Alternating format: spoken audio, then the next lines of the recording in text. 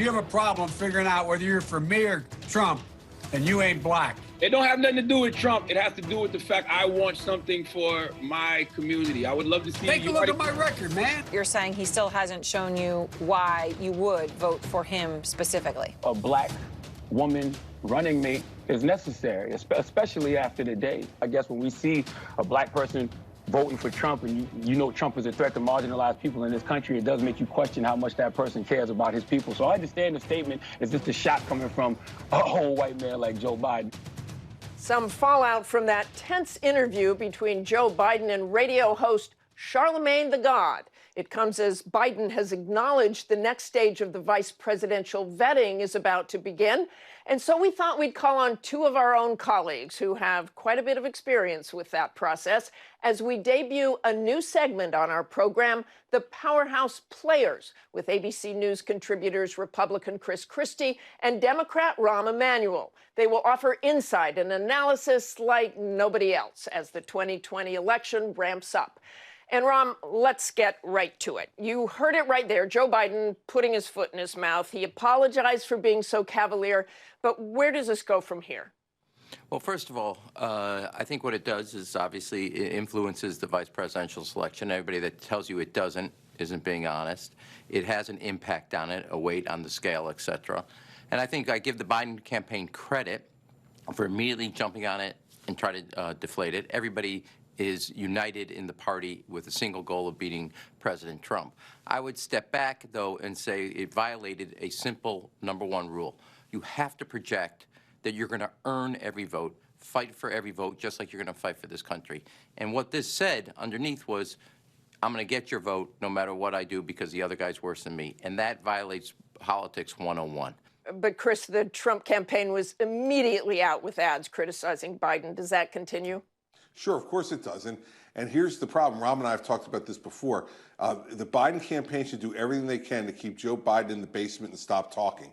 Because as soon as he starts talking, he starts to create problems. He's in a phase of the campaign right now where it's really a referendum on the president unless he turns it into a binary choice. And by doing things like he just did, he's turning it into a binary choice. And Rahm compliments the Biden campaign for diffusing it. They've had plenty of practice in trying to diffuse these things, and they're going to have plenty more, I suspect. In terms of the impact on the vice presidential pick, though, I hope it doesn't impact it, because if it does, he could take himself down the McCain-Sarah Palin route, which is not the place he wants to go. In my view, this is a first do-no-harm pick for Vice President Biden. And Ron Biden was already under some pressure to choose a black woman as a running mate. He says multiple are under consideration. Does this increase the pressure and the likelihood he will choose a black woman?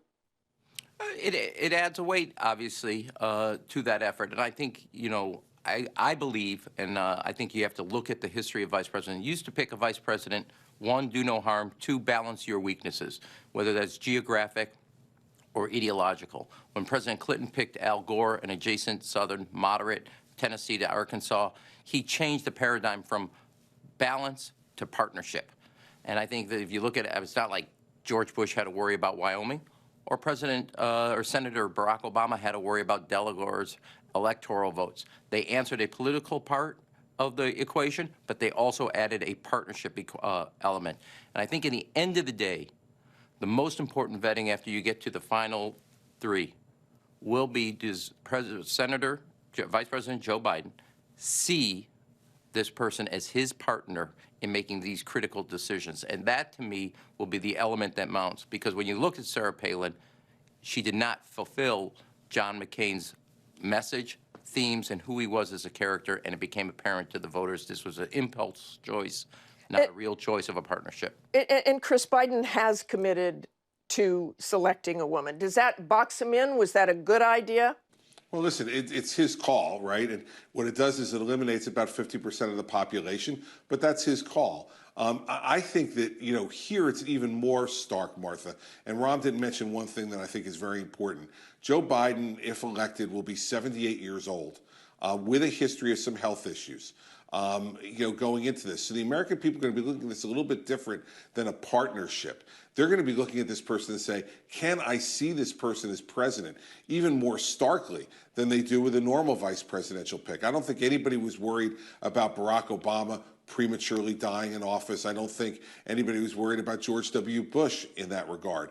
And so looking at this choice, you need to look at it that way as well, given Vice President Biden's age and some of his history.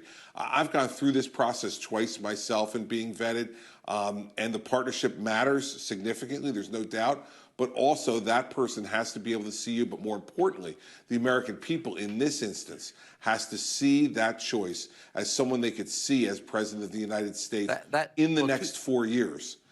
Two things, Martha, I would say I want to pick up on that. One, that's why it's more than do no harm. This is additive.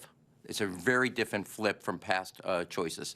And second, when you look from 2017, 18, 19, and 2020, all the gains Democrats have made are among suburban women voters with college education.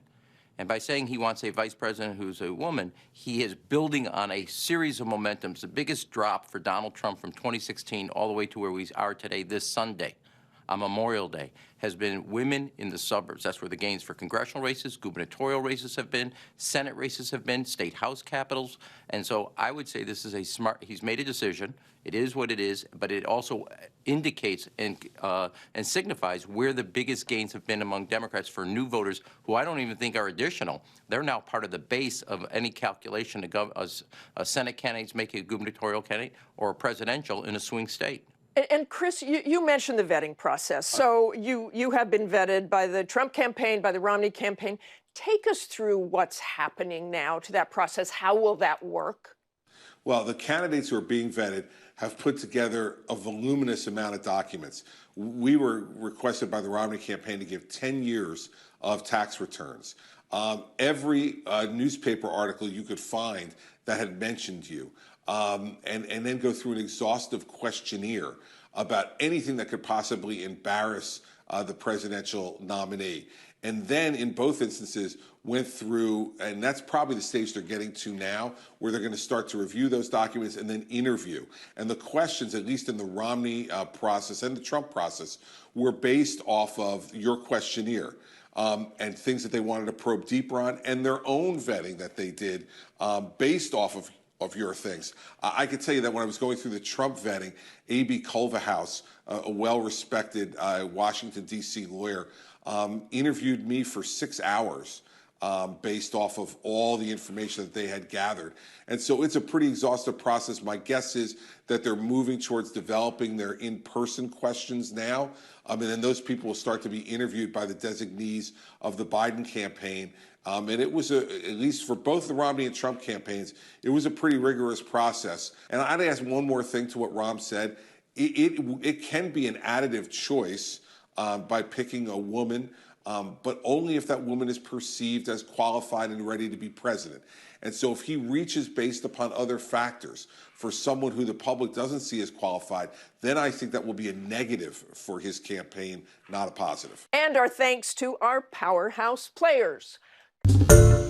Hi, everyone. George Stephanopoulos here. Thanks for checking out the ABC News YouTube channel. If you'd like to get more videos, show highlights, and watch live event coverage, click on the right over here to subscribe to our channel. And don't forget to download the ABC News app for breaking news alerts. Thanks for watching.